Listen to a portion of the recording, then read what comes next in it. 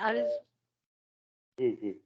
जी, मैं अर्ज़ ये कर रही थी कि जो पार्टी में जो उम्मीदवार होते हैं, बहुत से उम्मीदवार उम्मीदवार ही रह जाते हैं और टिकट्स ऐसे लोगों को दे दिए जाते हैं जिसको आप लोटा कहेंगे, जिसको आप ऐसा शख्स कहेंगे जिन्होंने कुछ ही देर पहले, कुछ ही महीनों पाकिस्तान मुस्लिम लीग नवाज़ ने थोड़ी-सी कमिटमेंट की हुई है लोटा क्रेसी के साथ, जो पिछले लोग हैं, जो पीटीआई से आए हुए हैं, मुनहरिफ हुए थे, जिन्होंने शहबाज शरीफ को वज़ीर-ए-आज़म बनाने में अहम किरदार अदा किया था।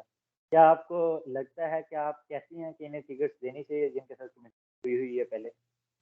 देखिए, कुछ तो मुनहरिफ जो अरकान थे जिन्होंने फॉरवर्ड ब्लॉक बनाया, उसके बगैर तो आप वोट ऑफ नो कॉन्फिडेंस या इतना बड़ा शायद कदम नहीं उठा सकते थे। लेकिन मुझे हैरत इस बात पे हुई कि कुछ ऐसे लोग थे जो उन मुनहरिफ अरकान में से थे, जिनको मैंने नहीं देखा, उनको टिकट्स नहीं मिले। क्या वजह थी?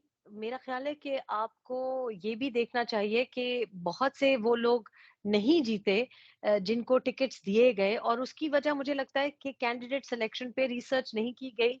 अगर आपकी अपनी पार्टी ही उनको सपोर्ट नहीं कैंडिडेट्स करेगी और कैंडिडेट्स कैंडिडेट्स के जो इंटरव्यूज़ होते हैं, क्या आपको जी, लगता है जी, कि वो मेयार पर होते हैं पूरे? क्या बिल राना सनाउल्लाह साहब जो होते हैं, जिसमें परवेज़ रशीद साहब हैं और लोग भी हैं, राना तनवीर साहब हैं, बहुत अहम शख्सियत हैं।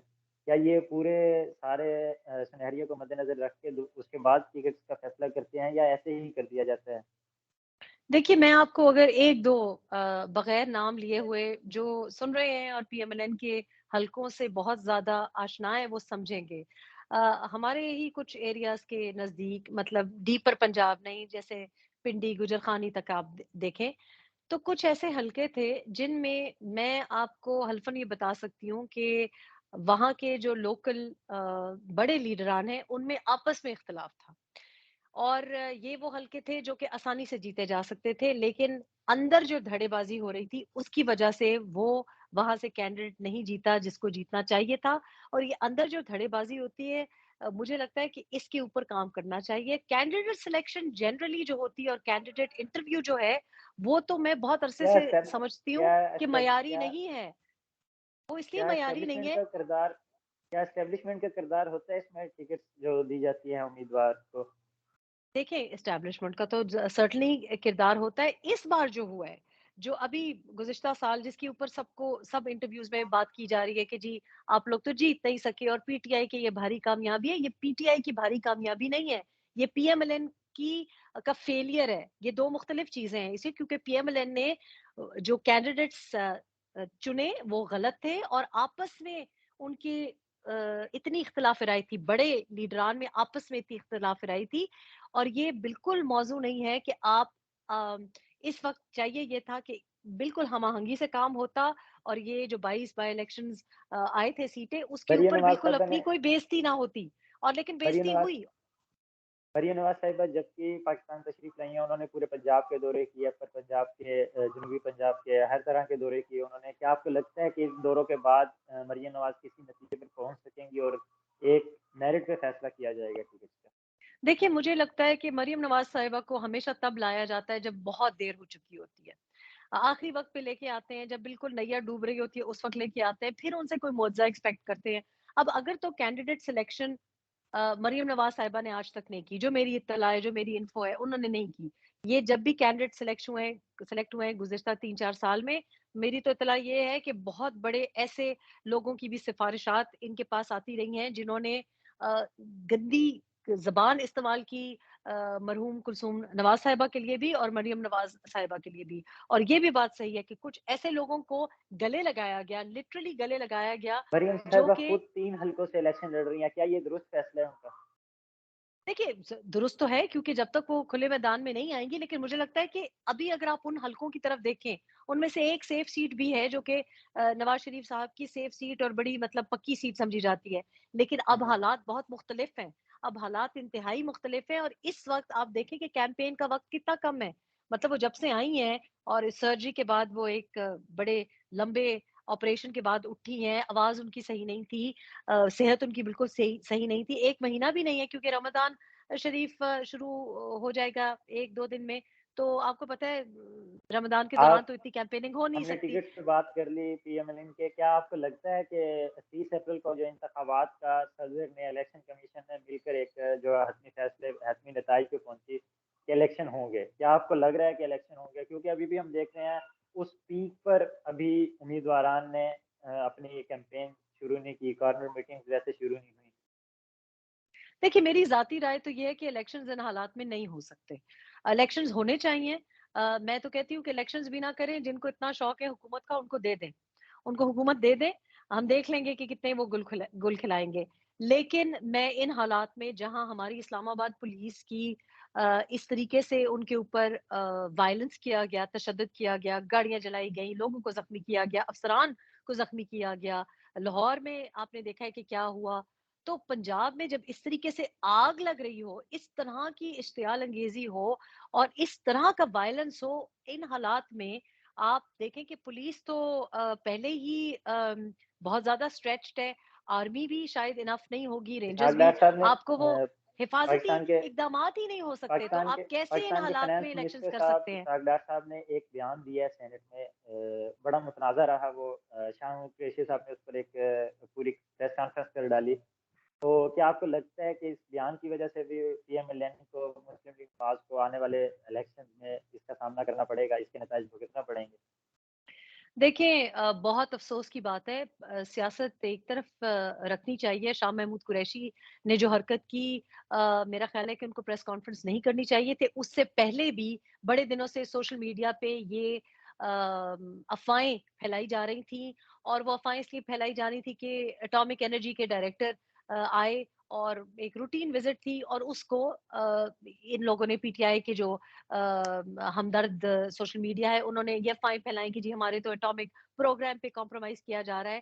تو ایکچولی یہ متنازع اس لیے ہوا کیونکہ وہ متنازع بنانا چاہتے تھے۔ پی ٹی آئی کے جو سوشل اسحاق ڈار میڈیا صاحب نے، ورکرز ہیں، میں بات مکمل کر لوں بابر، کہ اسحاق ڈار صاحب نے سینٹ کے فلور پہ ربانی صاحب، سینیٹر رضا ربانی صاحب سینئر ہیں، بڑے آنریبل سینیٹر ہیں، انہوں نے یہ سوال اٹھایا کہ کیا آئی ایم ایف میں تاخیر اس وجہ سے تو نہیں ہو رہی کیونکہ ہمارے نیوکلیر پروگرام پہ اعتراضات اٹھائے جا رہے ہیں؟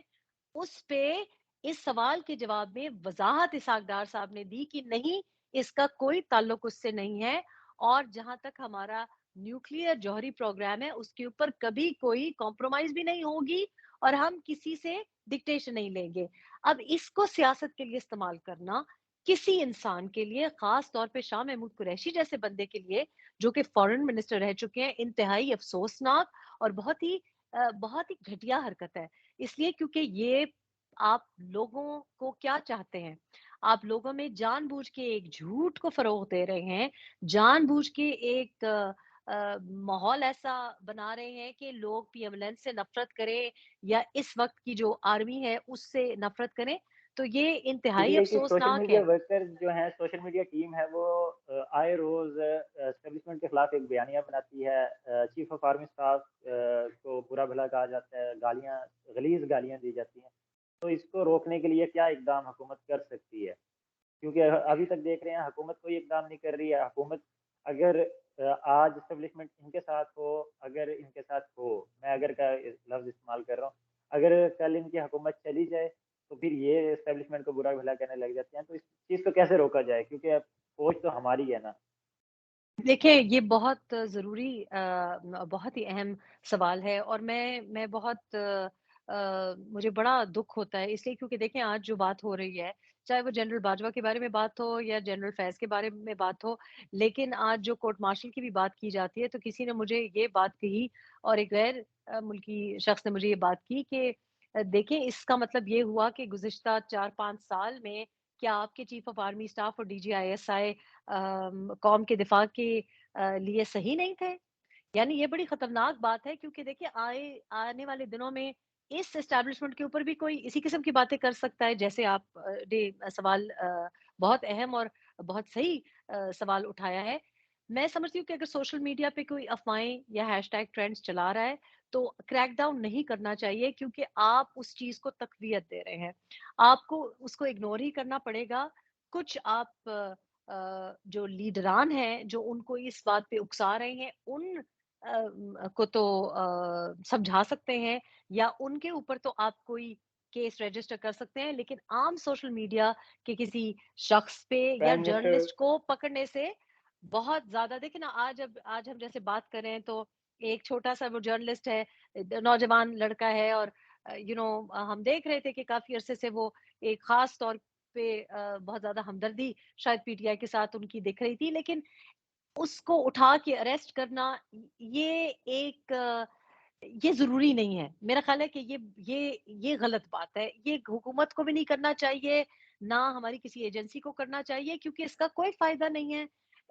इसको ये चीज़ ख़त्म होनी चाहिए। अगर कोई सोशल मीडिया पे कोई बात कर भी रहा है, तो इसको इग्नोर करना चाहिए, क्योंकि जब आप उसको तवज्जो देते हैं और उसके ऊपर क्रैक डाउन करते हैं, तो आप अपने लिए एक बहुत बड़ा मसला बना लेते हैं। तवज्जो भी उस बात को ज़्यादा मिलती है, और फिर अगर कोई बोलता है तो बोलता रहे, क्योंकि किसी के कोई बात कहने से, आज अगर पाकिस्तान में आप किसी को उठा के बंद कर देंगे, तो शायद वो ना बोले, लेकिन वो किसी और मुल्क में आप देख रहे हैं, और मुल्कों में बैठ के लोग बोलते हैं। तो मैं आज़म टेक्निकली तो इस स्वाति बात ही के खिलाफ हूँ। खान साहब एक कार शो करवाते हैं अपना आज़म स्वाति और शहबाज गिल साहब के बारे में। तो खान साहब कहते हैं मैं इस वजह से गिरफ्तारी नहीं देता कि ये मेरे साथ भी वही करेंगे, मेरी जान को खतरा है। क्या आपको लगता है कि वाक़ई पाकिस्तान को इमरान खान साहब की जान को खतरा है? क्योंकि अभी एशिया कप के लिए टीम इंडिया ने पाकिस्तान आने से इनकार किया। उसकी वजूहात ये बनाई कि पाकिस्तान में एक एक्स प्राइम मिनिस्टर की जान को खतरा है, तो हम कैसे आ सकते हैं? देखिए, वो जो बात कर रहे हैं, पहली बात ये है कि इस किस्म की बात करना, आज़म स्वाति साहब, जिनको मैं ज़ाती तौर पे जानती हूँ, उनकी फ़ैमिली को जानती हूँ, और शहबाज़ गिल तो ख़ैर अपने को, मेरा ख़्याल है, खुद ही काफ़ी इस किस्म की बातें अपने बारे में ही बहुत शौक से करते हैं।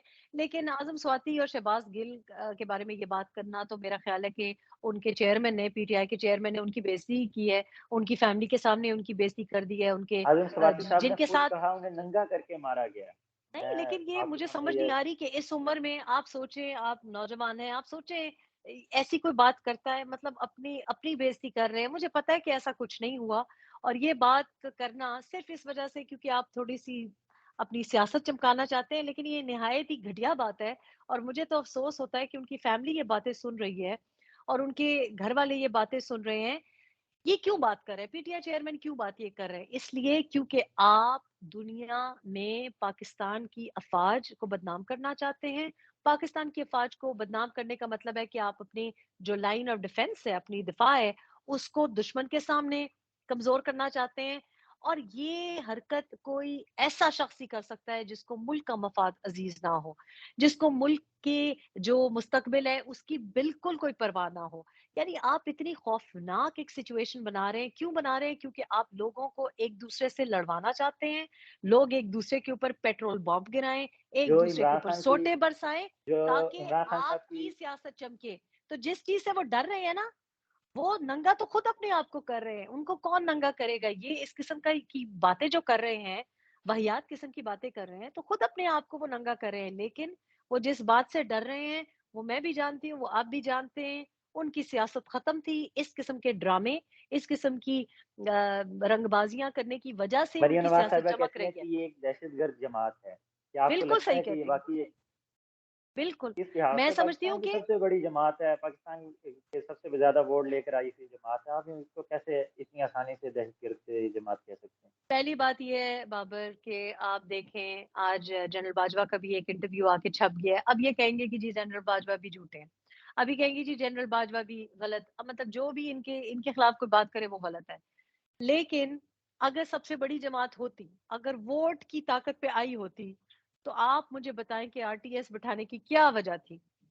आप मुझे बताएं कि इतनी ज्यादा बाप पार्टी, एमक्यूएम, ये बैसाखी, वो बैसाखी, उसके ऊपर बैसाखियों पे खड़ी करने की क्या जरूरत थी? इतनी ही ज्यादा वोट की अगर अगर कलअदम अल मजबूती अगर थी, तो कल वोट ऑफ नो अग कॉन्फिडेंस में कैसे फेल हो गए? अगर एतमाद क्यों कलअदम आपकी जमातों ने नहीं अगर दिया? ये दहशतगर्द एक जमात है, तो इसे जिन्होंने लॉन्च किया उन्होंने पहले क्यों नहीं सोचा कि ये कलअदम जमात है, ये बैरूनी ममालिक के इशारे पर काम करने वाली जमात है, फॉरेन फंडिंग लेने वाली जमात है, पहले इस बारे में क्यों नहीं ख्याल आया? बिल्कुल। और ये मैं समझती हूँ कि ये बात भी करनी बहुत ज़रूरी है कि दहशतगर्द जमात नहीं है, اس لیے کیونکہ پوری جو اور جماعت نہ ہے، یہ ہی جو اور ووٹ نہ ڈال ہی رہا ہے. عمران خان صاحب کے خلاف کوئی ٹھوس بیانیہ ابھی تک پیپلز پارٹی، نون لیگ، 11 جماعتیں مل کر ابھی تک کوئی بنا سکی. میں بابر آپ کی بات، پہلی بات سوال کا جواب دے دوں کہ دہشت گرد جماعت تو تب ہونا جب آپ کا ووٹر دہشت گرد ہو، یا جو آپ کا سپورٹر ہے وہ دہشت گرد ہے، یا جو آپ کے کینڈیڈیٹس بننا چاہتے ہیں. اوپر ایک شخص ہے جو کہ لوگوں کو لڑوانا چاہتا ہے، اور اس کے آگے پیچھے 4-5 لوگ ہیں جو کہ پی ٹی آئی ہی کے لوگ کہتے ہیں کہ ان کو غلط راستے پہ اور ملک دشمن ایک بیانیے پہ اکسا رہے ہیں. آپ نے فیصل واڈا کا شاید بیان سنا ہو. تو وہ کہہ رہے ہیں کہ دو جی تین لوگ ان کے ارد گرد ہیں جو کہ ان کو یہ اس دہشت گردی کے بیانیے پہ اکسا رہے ہیں، اور میں سمجھتی ہوں کہ یہ آپ صحیح ہے. آپ نے فیصل آپ واڈا فورن کا فنڈنگ تو کی آپ نے بات کی، اور میں آپ کی بات سے متفق ہوں آپ نے کہ ایک شخص کو، ایک پی ٹی آئی کے چیئرمین کو آپ اس پورے کھیل کا قصوروار نہیں ٹھہرا سکتے. لانے والوں کو قصوروار ٹھہرانا پڑے گا، کیونکہ ایک شخص خود سے نہیں آیا، اس کو بہت سے لوگوں نے یہاں تک پہنچایا ہے. اور میں تو اس زمانے کی بات کروں گی کہ جنرل ضیاء کے زمانے سے ان کو پروموٹ کیا گیا ہے، جنرل حمید گل نے ان کو پروموٹ کیا، ہمیں جنرل ظہیر الاسلام نے، شجاع پاشا، مطلب ناموں کی فہرست ہے. تو یہ بات بالکل صحیح ہے کہ فورن فنڈنگ 5 سال سے اس کو نہیں کر رہے. آج جو آپ ٹھوس بیانی کی بات کر رہے ہیں، بالکل میں سمجھتی ہوں کہ ٹھوس بیانیاں تب ہوگا جب آپ جو سیریس ایلیگیشن ہے، میرے نزدیک سب سے سیریس ایلیگیشن سیریس فورن ایلیگیشن فنڈنگ ہے. خان صاحب پر سیریس فورن ایلیگیشن فنڈنگ دیکھیں. ہے، انلیگل فورن جی فنڈنگ ہے. جی بالکل. Serious allegation. اس کے علاوہ ایک بھی مجھے بتا دیں، 84 مقدمات خان صاحب پر انہوں نے بنائے.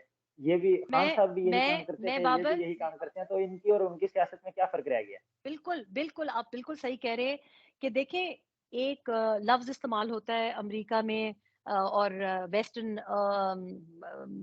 ڈیموکریسیز میں، پاپولسٹ. اور یہ جو جماعتیں ہماری پاکستان میں آج کر رہی ہیں، ایک دوسرے کے اوپر جس طرح سے کیچڑ اچھال رہی ہیں، ایک جماعت ایک جنرل کی نام لیتی ہے، دوسری جماعت دوسرے جنرل کی نام لیتی ہے، دونوں جماعتیں دونوں جرنیلوں کی نام نہیں لیتی. دونوں پاپولزم کر رہے ہیں. پاپولزم کا مطلب کیا ہے؟ ڈیوائڈ اینڈ رول، یعنی کہ ایک دوسرے کو، ایک بھائی کو دوسرے بھائی سے لڑوانا، یہ کر رہے ہیں. تو جو پی ٹی آئی چیئرمین کر رہا ہے، باقی جماعتیں اس سے بالکل کوئی مختلف نہیں کر رہی. ہاں، میں یہ کہوں گی کہ پی ٹی آئی کے چیئرمین جو بیانیہ بنا رہے ہیں وہ باقی جماعتوں کے بیانیے سے زیادہ پی ٹی آئی مؤثر ہے، چیئرمین زیادہ مؤثر ہے. پی اس ٹی لیے کیونکہ ان آئی کا چیئرمین بیانیہ وہ پہلے بناتے ہیں.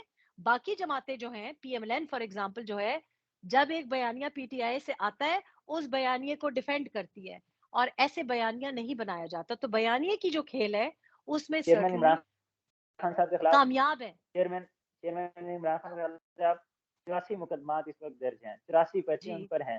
تو کیا آپ کو لگتا جی. ہے کتنے جو ہیں کیسز آپ ان کو ایک کرتی ہیں کہ یہ سیریس لیگل کیسز ہیں ان کے اوپر، میں ایک فورن میں فنڈنگ کے علاوہ؟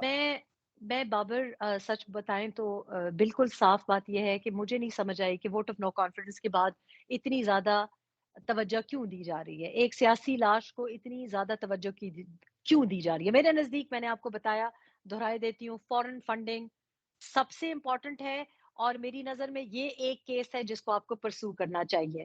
باقی جو کیسز ہیں، توشہ خانہ ہو گیا، یا دوسرا جو ان کا اثاثوں والا کیس ہے، جو ٹیرین والا کیس ہے، دیکھیں یہ وہی طرح سے کسی کو ایک لیگل لوپ ہول استعمال کرنے والی بات ہے جو کہ میاں نواز شریف پہ استعمال کیا گیا. آپ یہ بات کر اثاثے سکتے والا ہیں کیس پہ ان کی سرٹنلی. اثاثوں والا جو کیس کیا ہے نااہلی وہ اس لیے، اثاثوں وہ والے کی میں جیسے آپ نااہلی کو، بنتی ہے؟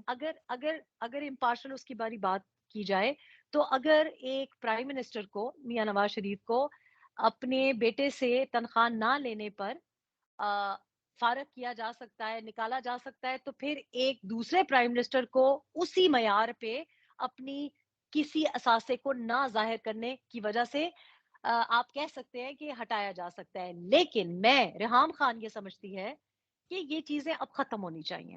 میں سمجھتی ہوں کہ کسی کو بھی ڈسکوالیفائی کرنے کی ضرورت نہیں ہے. ریحان خان صاحبہ، کسی کو پاکستان بھی، ایک سنگین معاشی بحران کا سامنا کر رہا ہے. میں بابر 1 منٹ آپ کی آپ کے جی سوال کا جی جی جواب کمپلیٹ کر دوں کہ میں سمجھتی ہوں کہ کسی کو بھی ڈسکوالیفائی نہیں کرنا چاہیے. میں سمجھتی ہوں کہ کسی کو بھی جیل میں بھی نہیں ڈالنا چاہیے. اور میں یہ بھی سمجھتی ہوں کہ پچھلے 9 مہینے سے ہمارا مسئلہ یہ نہیں تھا کہ پی ٹی آئی کے چیئرمین کو جیل میں ڈالیں یا کسی کو کسی کے اوپر کیس بنائیں. ہمارا مسئلہ وہ ہے جو آپ کا اگلا سوال ہے.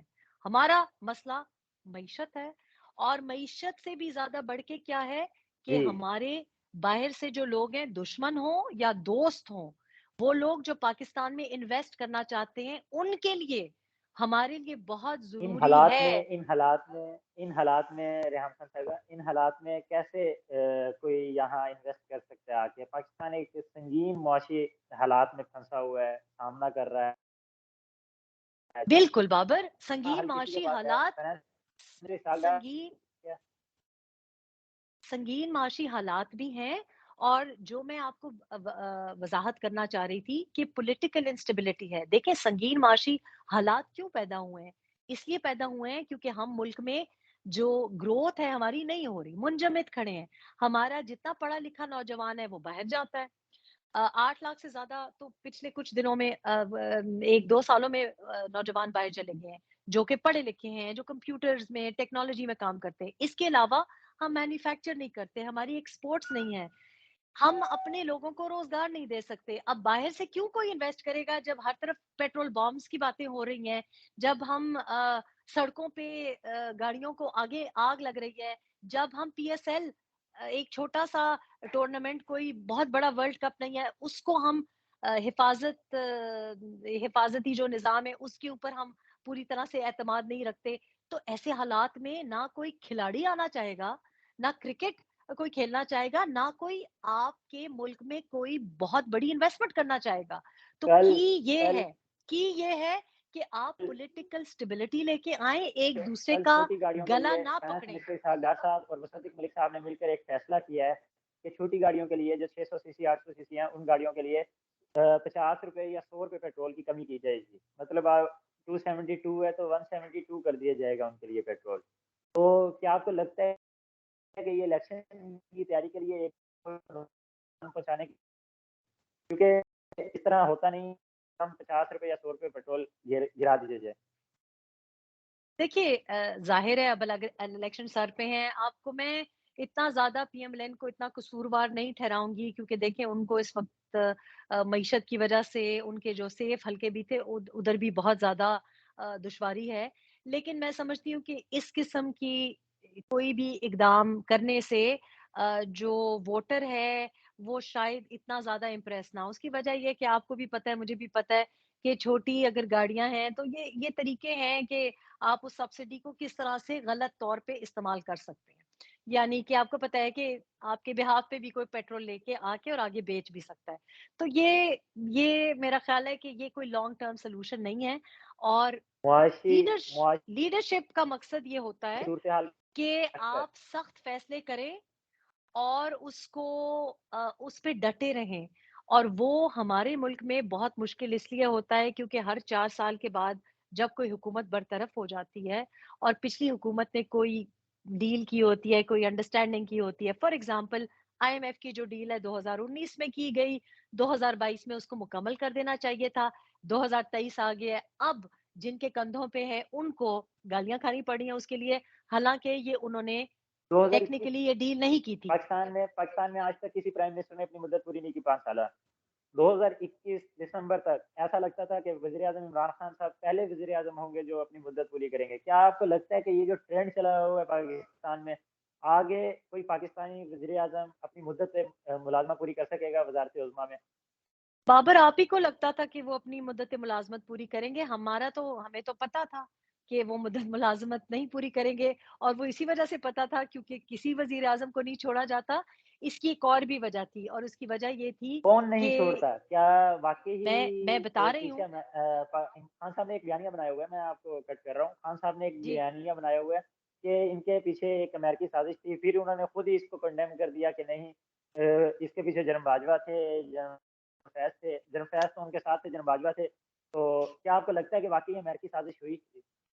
دیکھیں آج پتہ نہیں آپ نے پڑھا ہے کہ نہیں پڑھا، نیا دور میں جو ایک آرٹیکل آیا ہے، انٹرویو کہہ سکتے ہیں جنرل باجوہ کا، اور اس جی، میں شاہد بیتلا صاحب جو لکھتے ہیں تو وہ کہہ رہے ہیں کہ جو الفاظ جنرل باجوہ نے استعمال کیے کہ عمران خان بہت زیادہ پاکستان کے لیے خطرناک ہو گئے تھے۔ اب یہ بات میں نے سیاستدانوں سے سنی، مشاہد اللہ مرحوم से मैंने ये बात सुनी, वो भी बहुत ज़्यादा तशवीशनाक हालत बयान करते थे। इसहाक डार साहब से जब भी बात हुई तो वो भी बहुत डरे हुए थे। ख़ास तौर पे जब स्टेट बैंक के ऊपर अमेंडमेंट की गई लॉ में, तो मैं बहुत ज़्यादा गुस्से में थी, मैं बहुत ज़्यादा अपसेट थी। मुझे इत्तला थी कि ये करने जा रहे हैं। आईएमएफ की डील पे मैं बहुत अपसेट थी, शरह सूद पे मैं बहुत अपसेट थी। तो ये वाक़ई सही है कि पीटीआई की जो हुकूमत थी, वो पाकिस्तान के लिए बहुत खतरनाक थी। मुझे ये नहीं पता कि किसकी वजह से क्या उनको हटाया गया, क्या नहीं हटाया गया। मैंने जो अपनी आँखों से देखा तो मैंने ये देखा कि सियासतदानों ने सर जोड़े और जनवरी से पहले, जनवरी 2022 से पहले उन्होंने सर जोड़े और उन्होंने ये देखा कि ये तो जिस तरफ हम जा रहे हैं, तो आइंदा तो हम सियासत भी नहीं कर सकेंगे क्योंकि मुल्क की सालमियत को खतरा है। तो वोट ऑफ नो कॉन्फिडेंस क्या जो मैंने देखा है, जिस तरह मैनेज की गई, वो एस्टेब्लिशमेंट ने डायरेक्टली नहीं मैनेज की। मैंने देखा, दौड़ें जी, देखी, रेहान किस खान तरीके से साहिबा। इन्होंने। जी। जी, क्या आपको आने वाले वक़्त में एक्टिव पॉलिटिक्स में देखा जाएगा? देखिए, एक्टिव पॉलिटिक्स में तब देखा जाएगा बाबर साहब कि जब कैंडिडेट्स की जो सिलेक्शन है, वो मेरिट पे होगी। ख़वातीन के लिए बहुत ज़्यादा दुश्वारियाँ हैं। मुझ जैसी ख़वातीन के लिए और भी दुश्वारियाँ हैं। अगर किसी पार्टी ने ये फैसला हो गया कि ख़वातीन को इस वजह से सिलेक्ट किया जाएगा क्योंकि वो कोई काम कर सकती हैं और क्या वो सिर्फ़ एज़ अ डेकोरेशन पीस इस्तेमाल नहीं हो रही, तो तब आप मुझे एक्टिव पॉलिटिक्स में देख सकेंगे। जो मैं कर रही हूँ, जिन जिन चीज़ों मैं एक पे। सवाल यहाँ करना चाहता हूँ कि जी। जी, आप कब जिन चीज़ों पे मैं काम कर रही हूँ, मैं चाहती हूँ कि मेरे ज़िंदगी में, मेरे हाथों अगर कोई मैं फ़ॉरेन इन्वेस्टमेंट पे किसी को राज़ी कर सकूँ, अगर मैं किसी ख़ातून को जो हल्के की नुमाइंदगी करती हैं, अपनी ज़िंदगी में कुछ अच्छी ख़वातीन को, कुछ अच्छे नौजवानों को जो अपने हलकों से मैच करते हैं, उनको आगे ला सकूँ, तो ऐसे पार्लियामेंट में मैं जाना पसंद करूँगी। इस वक़्त पार्लियामेंट चेयरमैन में जो लोग बैठे चेयरमैन हैं, पीटीआई उनके जी, साथ मेरा ठीक उठना ठीक। बैठना चेयरमैन मुझे पीटीआई इमरान खान साहब अच्छा को ना नहीं लगता। पिछले हम देख रहे हैं कुछ रोज़ों से अदालतों से फिर रिलीफ मिल रहा है। जी। तो क्या ये मेरिट पे रिलीफ मिल रहा है? क्या अभी भी पीछे कुछ हैं इनके जो इनको रिलीफ दे रही हैं? देखिए, अदलिया जो है वो भी हमारे ही माशरे से उठी है, लोगों की मजबूरियाँ होती हैं। आपने देखा कि एक जज जस्टिस ज़फ़र इकबाल ने एक बहुत अच्छा फ़ैसला दिया, बहुत सख्त बातें की। दूसरे दिन हमने देखा कि उनका फ़ोटो वायरल करवा दिया गया। देखिए, लोगों की फैमिलीज़ भी हैं, लोग बड़ा अंडर प्रेशर भी फ़ील करते हैं। आपने कोर्ट रूम में देखा कि किस तरह से हल्ला बोला गया। तो कुछ तो हो सकता है कि कुछ थोड़ी-सी नरमी बरती गई हो, वो बर्ताव हमें नज़र आता है और वो आपने बड़ा रिग्रेटफुल है। लेकिन जी, उसके साथ-साथ कुछ धमकी आमेज़ रवैया जो है, उसकी वजह से भी मेरा ख़्याल है लोग प्रेशर में आते हैं और ये बहुत अफ़सोस की बात है क्योंकि जब एक एक कोर्ट, इस्लामाबाद हाई कोर्ट, एक फेडरल हाई कोर्ट एक जजमेंट देती है, उसके बाद एक सूबाई हुकूमत, लाहौर हाई कोर्ट उसको नल एंड वॉइड डिक्लेयर कर देती है, तो ये एक बड़ी खतरनाक बात है कि ये कैसे हो रहा है? इस तरह तो कोई भी सूबाई हुकूमत, कोई भी सूबाई कोर्ट, फेडरल हाई कोर्ट जी, की रेहान खान साहिबा बहुत-बहुत नफ़ी शुक्रिया। कर सकता है। आपसे आखिरी सवाल मैं करूँगा, उसके बाद मैं आपको इजाज़त दूँगा ज़रूर।